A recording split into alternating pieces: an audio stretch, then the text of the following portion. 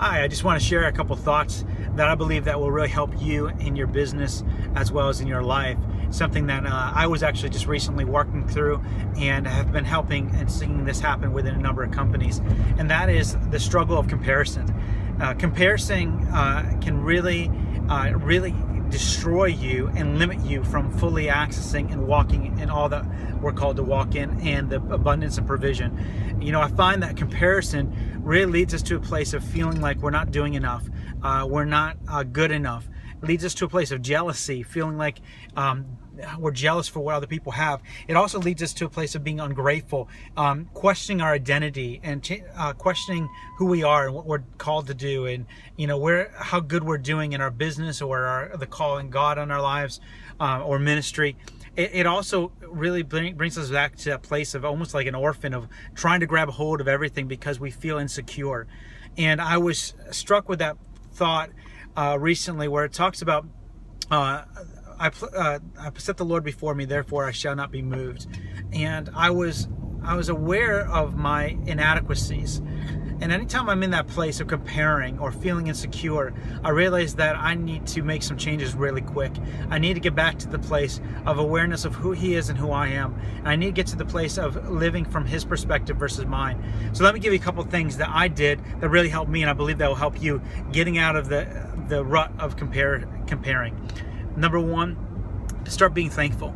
I started thanking God for everything and anything. I started thanking God for what He's done in my life, what we have, even though it's not fully what I want to experience or what I want to have, my business or where we're at, the experience, the breakthrough we have experienced. I started focusing on things that we do have versus the things that we don't. And that actually led me to a place of experiencing His presence, because Thanksgiving ushers us into His presence. The second thing is that aspect of getting into His presence. And in that place, exchanging that fear, because really what comparison does is it opens the door for fear of man, fear of failure, fear of what people think. And in His presence, there's fullness. It says in Psalm 16, in His presence, there's fullness of joy. There's fullness. You encounter His true love. Perfect love casts out all fear. And it helps us recognize our true identity of who we are. It changes our perspective of living from who He says we are and what He's doing. And then finally, the last thing I want to do is that I do when I start to compare myself is I ask God just to give me His perspective of actually how He delights in that person. So if I'm comparing myself to somebody or I'm jealous of somebody, I start to ask God for His perspective on that person. God, give me your heart for them. How do you see them? How do you take pleasure in them? All of a sudden, my whole perspective of them starts to change. And I start to begin to be thankful for who they are and what God's done in their lives.